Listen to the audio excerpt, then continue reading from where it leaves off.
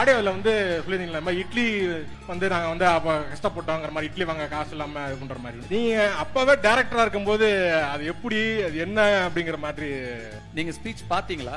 அந்த பிட்டை மட்டும் பார்த்தேன்னா அதை மட்டும் கட் பண்ணி போட்டு.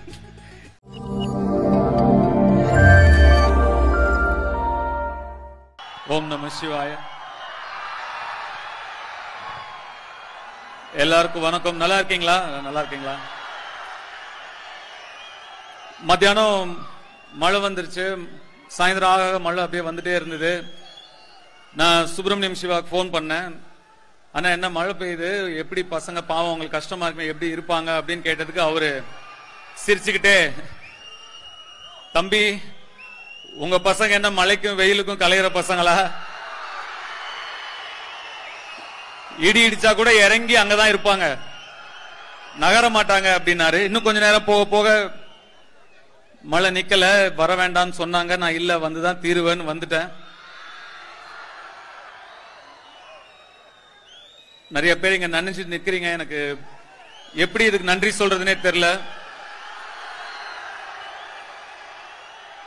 இத்தனை அன்புக்கும் இவ்வளவு ஆதரவுக்கும் நிச்சயமா கடினமா உழைக்க மட்டும்தான் என்னால முடியும். எவ்வளவு முடியுமோ நான் அவ்வளவு உழைப்பேன். நீங்க என்ன நினைச்சு பெருமைப்படுற மாதிரி படைப்புகளை தொடர்ந்து நான் படைப்பேன். எனக்கு திருச்சின்னா எனக்கு முன்னாடி பேசின 2-3 பேர் சொன்ன மாதிரி திருடா திருடி தான் ஞாபகம் வரும். திருடா திருடிக்காக தான் நான் அங்க முதல்ல திருச்சி வந்தேன். இங்க ஒரு 40-45 நாள் இருந்தேன். சுப்பிரமணியம் சிவா தான் என்ன கூட்டிட்டு வந்தார் திருச்சிக்கு. அவர் தான் திருடா திருடியோட இயக்குனர். அப்போ காதல் கொண்டேன் இன்னும் முடியல, ஒரு 5 நாள் பேலன்ஸ் இருந்தது. ஆனா திருச்சியில முதல் நாள் இங்க ஷூட்டிங். முன்னாடி எல்லாம் ஒரு பூஜை போட்டு ஒரு டேட் குறிச்சிட்டோம்னா அது நின்னா அது ஒரு அபசகுனமா ஃபீல் பண்ணுவாங்க. அதனால அங்கேயும் இங்கேயும் ஷூட்டிங் நிறுத்த முடியல. காதல் கொண்டேன் அந்த 5 நாள் எடுத்து முடிச்சாதான் ரிலீஸ் ஆகுங்கிற ஒரு கட்டாயம். அதனால அங்கேயும் ஷூட்டிங் நிறுத்த முடியல. சோ அங்க சாயந்தரம் ஒரு 6 மணிக்கு ஷூட்டிங் ஆரம்பிக்கும். காலையில 4 மணிக்கு என்ன விடுவாங்க. அங்க இருந்து கார்ல ஏறி இங்க வருவேன். இங்க திருச்சி வந்து இங்க ஒரு 10 மணில இருந்து மறுபடியும் சாயந்தரம் 4 மணி வரைக்கும் ஷூட்டிங் நடக்கும். மறுபடியும் கார்ல ஏறி அங்க இருந்து சென்னைக்கு போவேன். அங்க மறுபடியும் ஷூட்டிங். இந்த மாதிரி மாறி மாறி 4 நாள் போயிட்டு வந்துட்டும் காதல் கொண்டேனும் திருச்சியும் திருடா திருடியும் மாறி மாறி ஷூட்டிங் நடந்துட்டு இருந்தது. என்னவோ எனக்கு இங்க நிக்கும் போது அந்த ஞாபகம் வருது. அப்படி போயிட்டு வந்துட்டும் வேலை செஞ்சதுனாலதான் இன்னைக்கு என்னால இங்க நிக்க முடியுது. நீங்க எல்லாம் எனக்காக இந்த மழையில இங்க நின்னுட்டு இருக்கீங்க.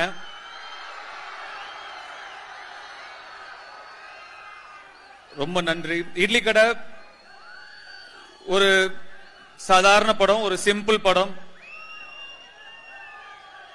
ஊர்ல இருந்து கிளம்பி ஒரு வேலை தேடி வேற ஒரு இடத்துக்கு போனவங்க, வெளியூருக்கு போனவங்க, மெட்ராஸ் போனவங்க, வெளிநாட்டுக்கு போனவங்க, அவங்களுக்கெல்லாம் இந்த படம் ரொம்ப மனசுக்கு நெருக்கமான ஒரு படமா இருக்கும்னு நான் நினைக்கிறேன். இங்க அந்த மாதிரி எத்தனை பேர் ஊர்ல இருந்து கிளம்பி வந்திருக்கீங்க?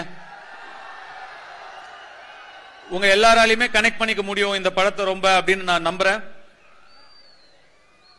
தொடர்ந்து நீங்க எனக்கு கொடுத்துட்டு வர எல்லா ஆதரவுக்கும் அன்புக்கும் ரொம்ப ரொம்ப நன்றி. இட்லி கடை 1ஆம் தேதி ரிலீஸ் ஆகுது. கண்டிப்பா நீங்க தியேட்டர்ல பார்த்து என்ஜாய் பண்ணுவீங்கன்னு நம்புறேன். Thank you so much sir. இவ்வளவு மழையிலையும் நீங்க வந்ததுக்கு முதல்ல நன்றி. அண்ட் இவ்வளவு நேரம் இருந்து பேசினதுக்கு ரொம்ப ரொம்ப நன்றி. We love you so much. மீண்டும் ஒரு முறை பலத்த கைத்தட்டல் நம்மளுடைய favourite one and only Dhanush அவர்களுக்காக ப்ளீஸ்.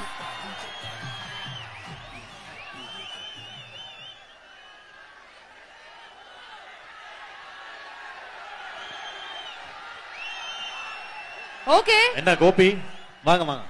மழையில அவங்க நிக்கிறாங்க, நான் நிக்க மாட்டேன்.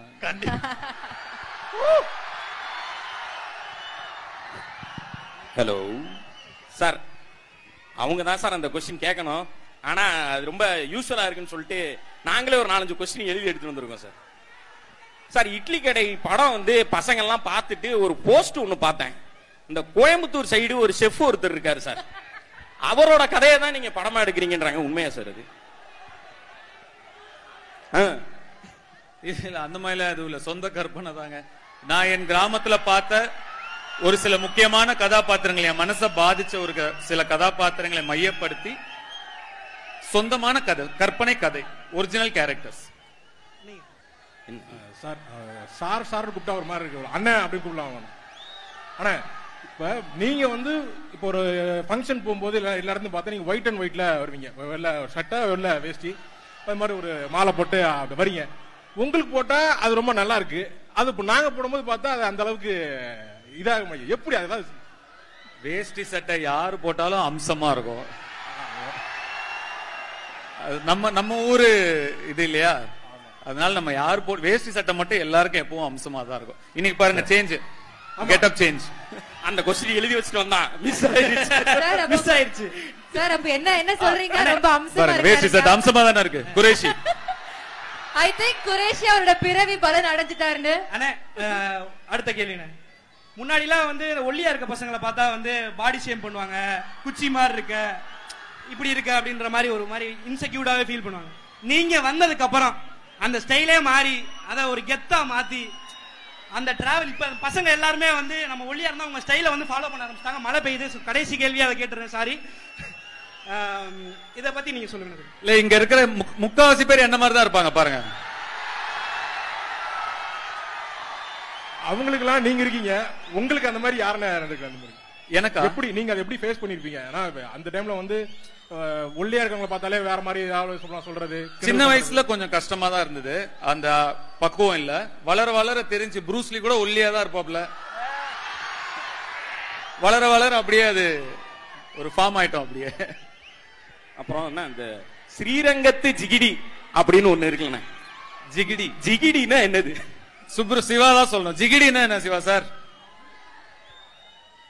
ஜிகிடின்னு நீங்க திருடா திருடல சொன்னீங்களா? எல்லாராலும் ரசிக்கப்படுகின்ற பெண். Okay super.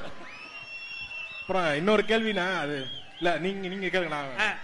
ராயன் படம் வந்து ஒரு எக்ஸ்ட்ரீம் ஃபைட், சண்டை, வெட்டு, குத்து, பின்னாடி குத்துறது இந்த மாதிரி நிறைய இருந்துச்சு. இட்லி கடை வந்து ரொம்ப சாஃப்டா பஞ்சு மாதிரி லைட் ஹார்ட்டடான ஒரு படம். எப்படின்னு ரெண்டு டைரக்ஷன், இந்த எக்ஸ்ட்ரீம் இந்த எக்ஸ்ட்ரீம் எப்படின்னு? எல்லா மாதிரியான படங்களும் பண்ணணும்னு ஒரு ஆசை. அப்படி ஒரே மாதிரி டைரக்ட் பண்ணிட்டு இருக்கும், டைரக்ட் பண்றது வேற வேற ஜானர்ல பண்ணணும்னு ஆசை, அவ்வளவுதான். வேற ஒன்னும் அது பெரிய காரணம் எதுவும் இல்லை.